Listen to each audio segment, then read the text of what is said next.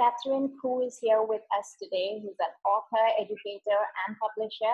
Catherine, thank you so much for taking the time out to have this discussion. Very excited to have you here. My pleasure, Priyanka.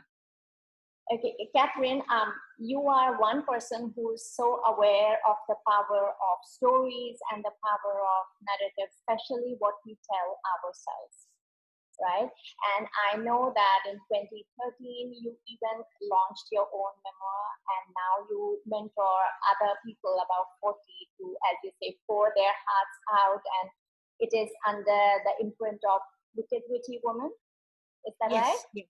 yes. Okay, all right. So what I would like to ask you is that how important it is to be aware of what we tell ourselves, to be aware of our own stories, and how has it impacted you personally? All right. It will take a few days to tell you that, Priyanka, but I'm going to sort of like condense it.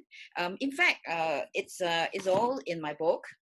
Love, Live Dangerously, and Have Fun. It's chapters of my life, short little chapters, condensed, and it's a message. Yeah.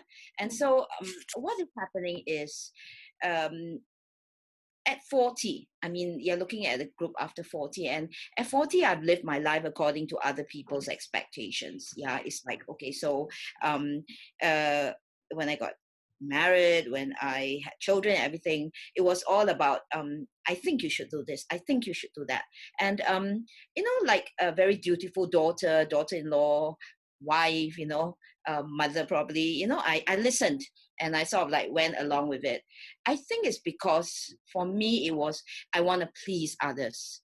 As a woman, I think this happens to every woman.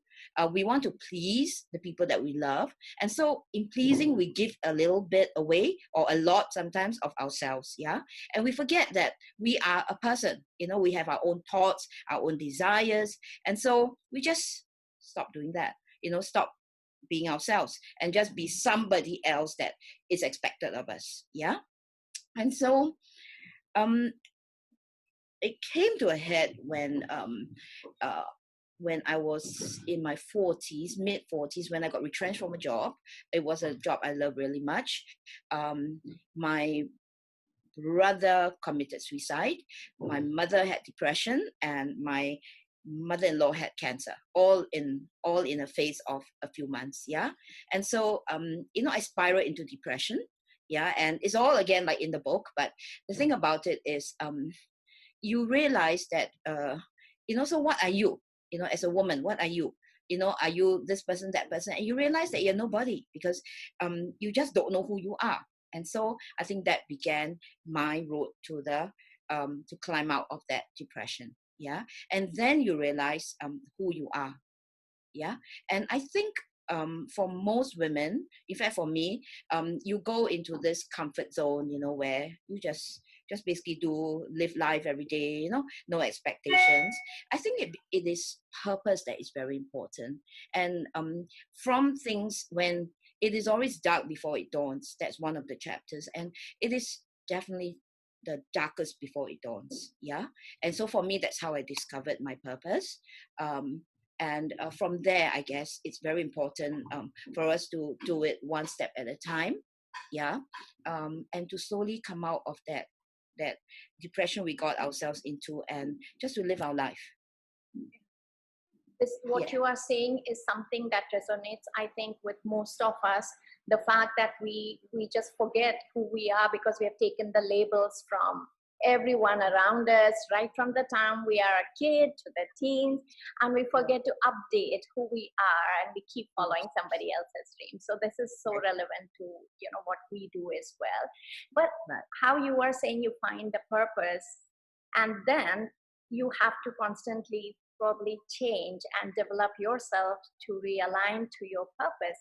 But Catherine, it's not easy. It's not easy to change, especially when we are getting older. And I mean, for you, you were such an inspiration. You are, doing amazing new things every time. And you told me the other day that you were trekking and you were one of the oldest there, and now you're still studying. But this change is not easy. So how do you do this? And what are the barriers and challenges to change? Hmm. Okay. I do agree. It is not easy. In fact, Mhm. it was not easy for me, especially Yeah. because Yeah. you have all along been living your life according to somebody else's expectations, maybe a lot of people's expectations, and you forget who you are.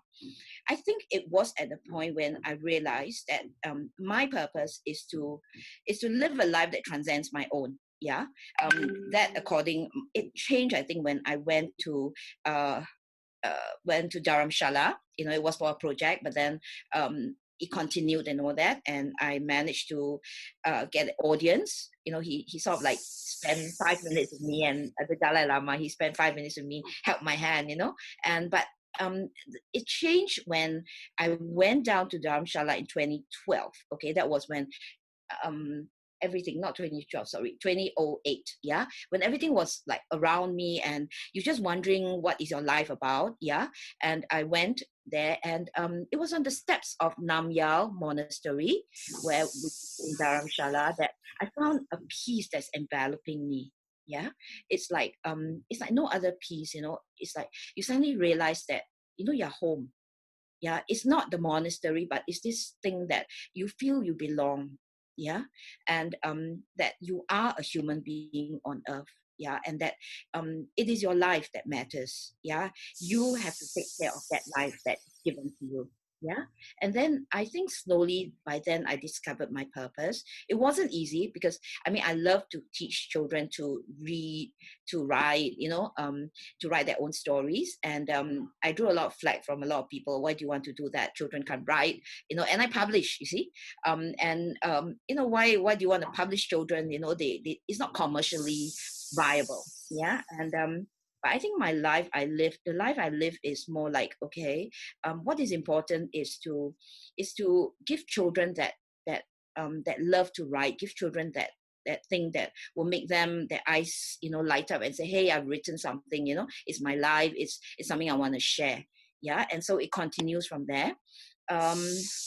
So I started the Young Author Scheme in 2003, and it was like, okay, you're making some headway, but slowly you go on. And I think what is most important is not to give up on that dream. I had that dream from very young, but as you go along, things come in, you know, you have a family, you know, and then you forget that you have dreams, you know. And then I guess I was pretty lucky because my children were grown up by then. Maybe they were, well, teenagers, I guess, you know, and you realize that you do have a bit of time for yourself, and they need a life for themselves. And in one of the chapters of my book, it's about giving your children roots, but also give them wings as well. So this was something that I believed in. You know, give your children roots, but at the same time, you must give them wings, because if you don't, then they will fly away and never come back. Yeah. And so my girls, I taught them this, as in like I live my life, giving them this impression that it's important to have your own dreams. Yeah. And so after the trip to Dharamshala, things started moving in a sense of like, okay, so what is your purpose? Yeah. And many times I asked myself that, but it was not easy, because it's like, oh, it's, people tell me, why do you want to do that? It's such a dumb purpose, you know? I mean, why teach children how to read and write? Yeah, but I guess it's being the ability to believe in yourself and tell yourself, okay, it's a dumb dream to others, but it's my dream. Yeah. And I think I progressed from there. Um, and also I love words, I love writing, I love telling stories with words. And so I had this imprint, Wicked Witty Woman, and the first book that was published is about my memoir, about how I, my life, I guess. And then that started the ball rolling. I did another book later on called When All Is Dark, Reach for the Stars. This is with the National Cancer Center. Some funds were donated there. And then I realized that a lot of women are like that. You know, I mean, they have dreams, they give it up, or you know, it's in their hearts, you know, but they don't do anything about it, and then they leave a life. One of my very good friends, Zubi Ali, I think you might know her. She coined this, or maybe it's coined by somebody else, but she actually gave me this phrase: sleepwalking through life.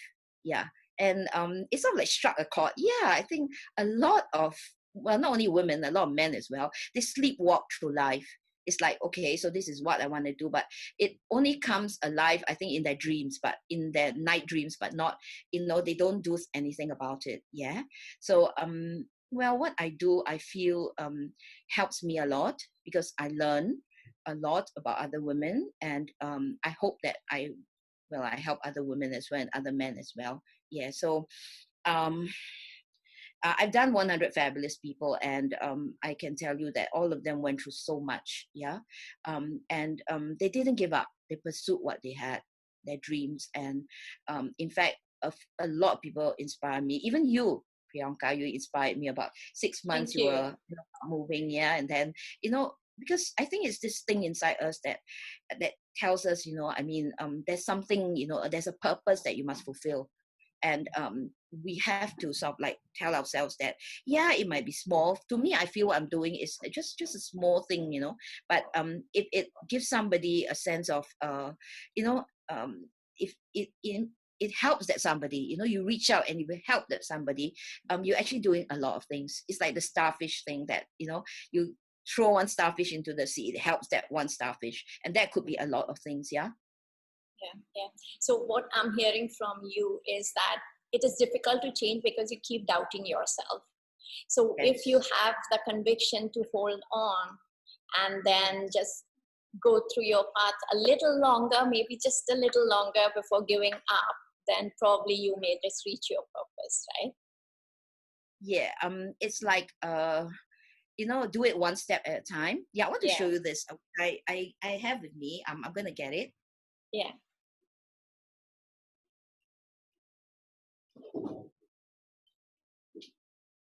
This one. You're reading it the other way around. When you feel like quitting, think about why you started, and that is very, very, very crucial. It sort of like it. I remembered it, or I got this many years ago, and it's been with me ever since. Meaning, and I work with my computer. I actually sit on the floor when I work. It's much easier, and I have everything all around me. So when I look up, I see this, and every time when I feel like quitting, I just look at this, and then I realized that, okay, why did I start? And that's very, very crucial. Okay, so what I understand is that it's so easy to get sucked into our daily life and forget completely about why we had started in the first place. Yes. So probably for all of us, it makes sense to keep going back to our original purpose and Yes. then again get the energy to move on. Yeah, purpose is Thank very, you so very much. Thank you so much for sharing. I think this is very powerful. So tell us about the next project that you are doing. the next project. Yes. I work a lot with women, and I enjoy working with women because well, for the very fact that I'm a woman, I guess, and that you want to tell other women not to give up on their lives.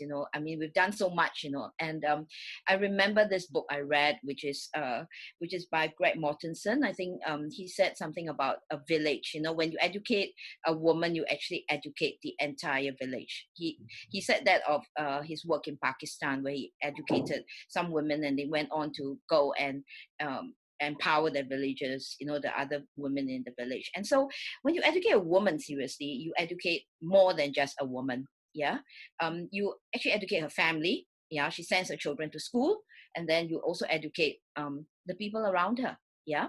Okay. And so my next project is with refugee women. Why I say refugees? Because there are a lot of women who are disenfranchised. I mean, they don't have access to a lot of things, but there are many who went out, okay, of their country. They sought refuge in another country, and then they made a life for themselves, which is very important. Yeah. And so I want to hear from these women what they do. I've had contacts from Syria. They moved off to Australia. Contacts from Lebanon. Yeah, and then India as well. Yeah, so these are the people I want to speak with, to write their stories, to tell their stories, so that it will impact, or it will empower another group of women, who are so who feel down, and what is my life about. And I hope that when they read this, they will basically move out, and do something about their life. Yeah, I completely agree. I mean, when you read about each other, when you meet each other, when you get to hear about everyone's story, it just Yes, empowers us and inspires us. And so yes. I am constantly inspired by you as well. So I'm very glad that we are having this discussion. And I hope the others who hear this also will be inspired by your story about how you have been developing yourself, changing, and going back to your original purpose. And this all is very exciting to hear. Thank you, Thank you so Bianca. much.